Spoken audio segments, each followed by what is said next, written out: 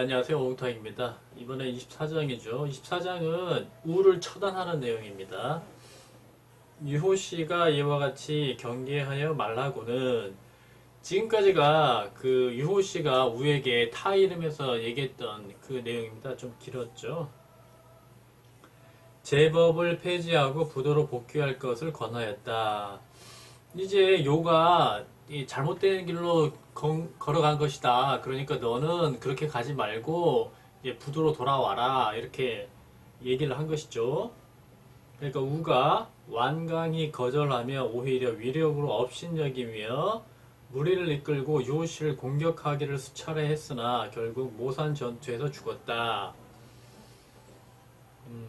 이에 하나라 무리들이 슬퍼하고 붕괴하며 따라 죽고자 하는 이들이 수만에 이르렀으니 모두 우와 더불어 치수하던 자들이었다.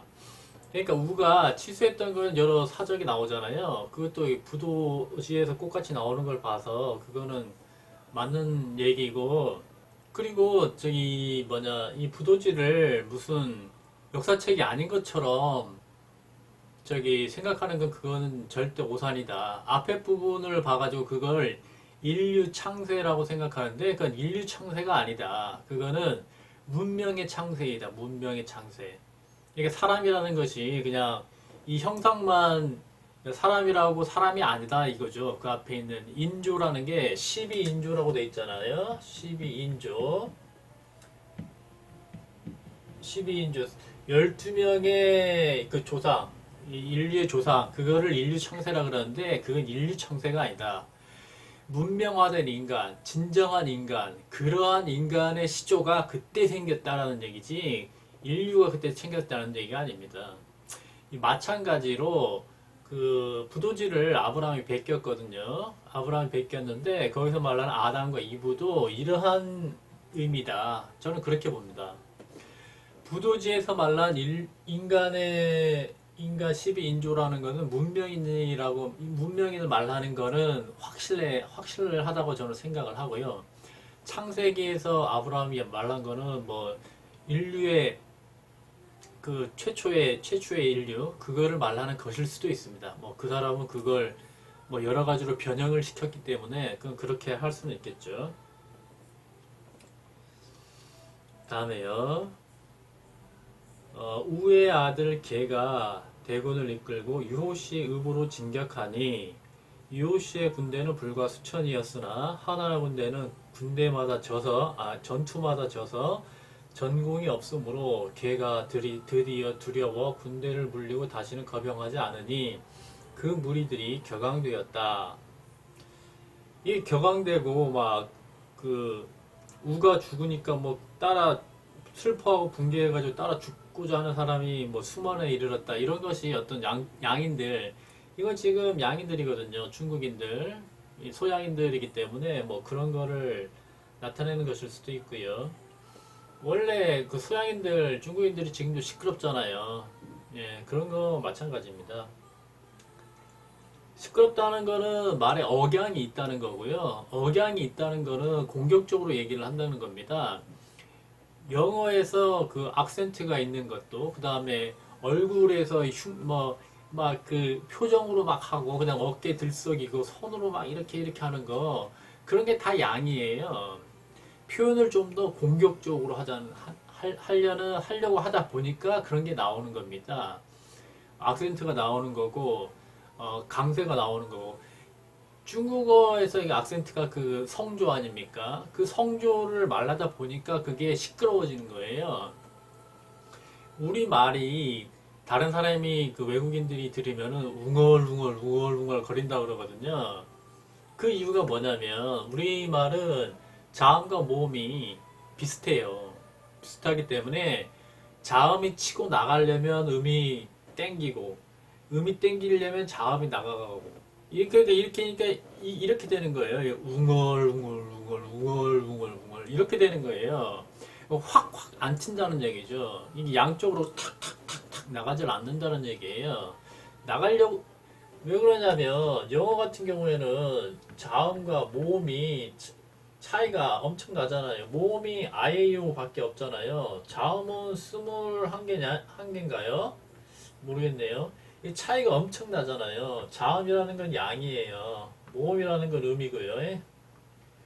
왜 자음이 양이고 모음이 음이냐? 자음이 먼저 나가는 거예요. 양이요. 그래서 예컨대 가라고 했을 때 기역이 먼저 나가잖아요. 이게 자음이에요. 이게 모음이고.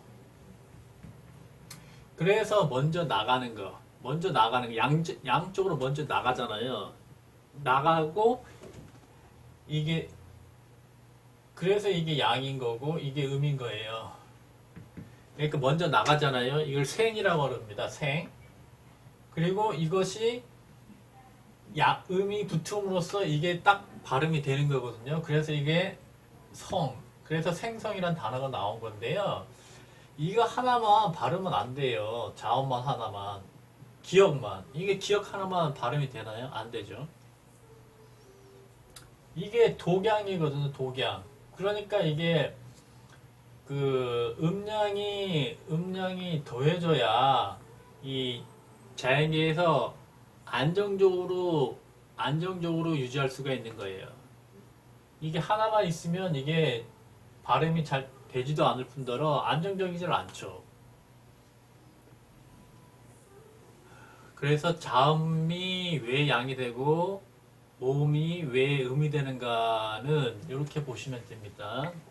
그래서 처음에 이걸 다 안 거예요. 이걸 자음이고 모음이라고 붙이는 사람들이 봤을 때 이게 양적이고 이게 음적이구나 라는 걸 알았고, 그래서 그것을 표현하기 위해서 이거는 남자 이건 여자로 이렇게 붙인 거죠. 이름을.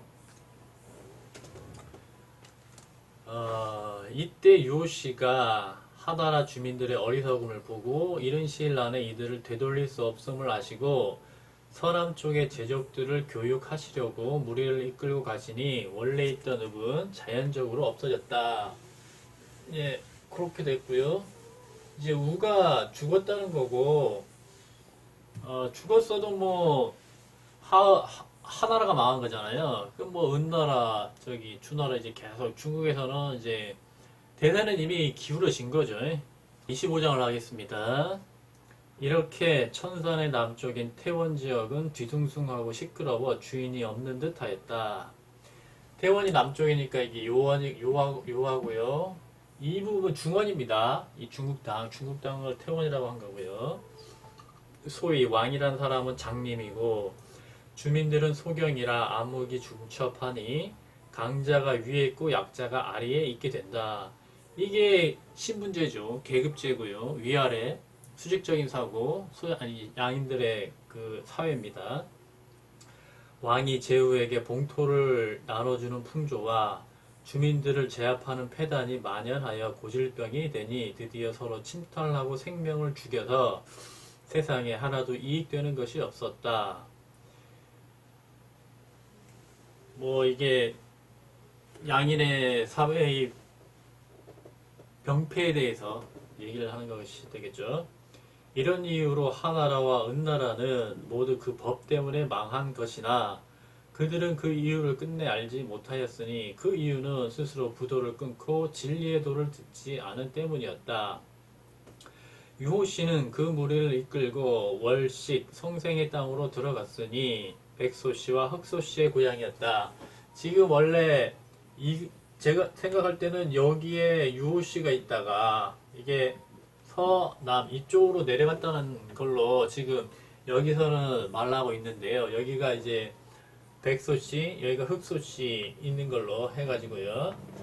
그런데 이거는 제가 봤을 때 이때쯤 되면은 이제 여기 이 부도지를 썼던 사람의 역사적인 시각도 여기에 이제 한정이 돼가지고 이렇게 쓴 걸로 저는 그렇게 파악을 합니다.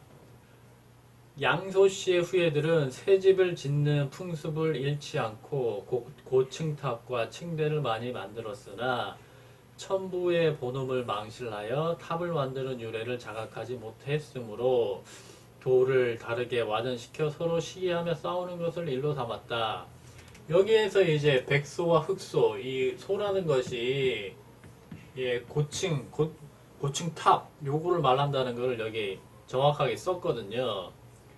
고탑 층대라고 되어 있네요. 높은 탑이라는 얘기죠. 그런데 여기 서안이잖아요. 여기 일대에 보면 여기 일대에 그 피라미드들이 많이 있다 그럽니다. 피라미드가 있는데 여기에서 나오는 유물들이 다 이 동이족 우리하고 연관이 돼가지고 중국에서 이거를 저기 연구를 못한다. 뭐 저는 그런 소리를 들었는데요. 이게 이게 뭐 피라미드냐 아니면 지구라트냐 이게 중요한 거고요. 저는 이쪽으로 이제 반고가 들어왔다고 보기 때문에 이제 여기 지구라트 계열도 있을 것이다. 저는 그렇게 생각을 하고요. 피라미드, 단지 무덤 형식의 피라미드도 당연히 있을 겁니다. 왜냐하면 요하에서 이쪽으로 많이 넘어갔거든요. 그렇기 때문에 여기는 이게 혼재된 상태로 나타날 가능성이 많다. 저는 그렇게 보고 있습니다. 마고의 일은 거의 기괴한 일로 변하여 허망한 것으로 멸망하였으므로 유호씨가 여러 구역을 돌며 마고의 도와 첨부의 도를 설파하며 다녔으나 대중들이 모두 의아해하며 받아들이지 않았다. 그러니까 이제 다 이제 잊은 거죠. 그리고 이 부도지를 여기를 적은 사람도 이때 마고성이 어딘지는 사실 모르고 있는 거죠. 제가 볼 때는 그렇고요.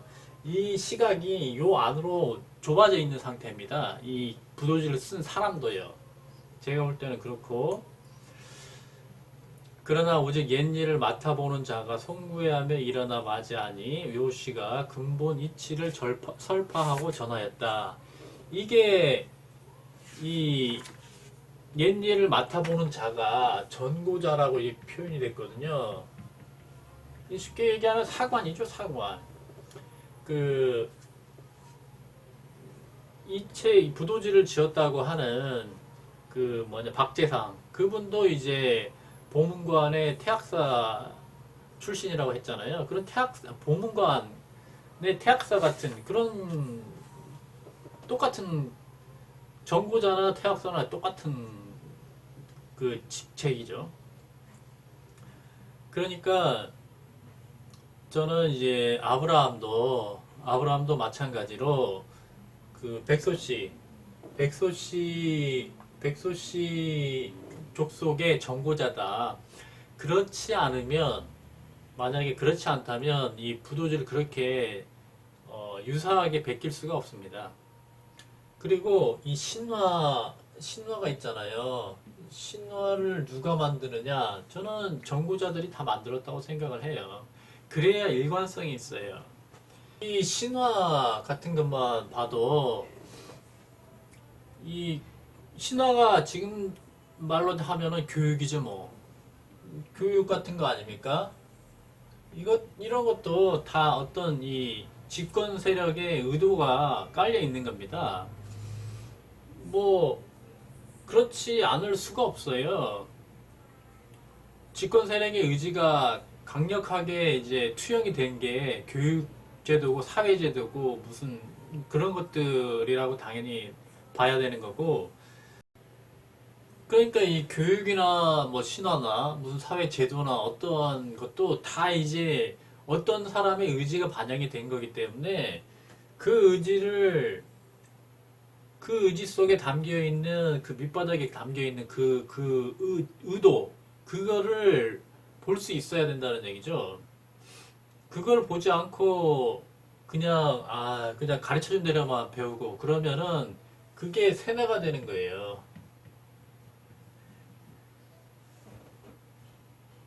세뇌가 되면 그 체계를 세운 사람의 의도대로 되는 거죠. 뭐 사피엔스 같은 것도 다 의도가 된 책입니다. 이게 뭐 아무 생각 없이 그거를 외국에서 베스트셀러가 되고 여기서 베스트셀러가 되고 그게 전혀 아닙니다. 뭐 이게 훌륭한 책이라고 해서 그러지는 않아요. 제가 볼 때는 뭐 그다지 통찰 없는 책이고요. 뭐 읽어봐야 뭐 그냥 머리만 더 복잡해지는 뭐 맞지도 않은 얘기를 굳이 막 머릿속에 막 꿰가지고 그렇게 해야 되는 제 시각으로 봤을 때는 도저히 맞지 않고 뭐 뭐 저기 그런 책이거든요. 그런데 이 책을 왜 해외에 있는 서점들은 그렇게 많이 이 책을 전파했을까? 그 의도가 있다는 얘기죠. 그 의도는 아주 작은 데서 시작을 했을 거고, 그 작은 데가 아주 큰 권력을 잡고 있는 사람들 가능성이 많다. 그리고 우리나라에 들어왔을 때도 그와 비슷한 부류, 지금의 이 사회를 유지하면서 이득을 얻을 수 있는 그런 부류의 사람들이 많다.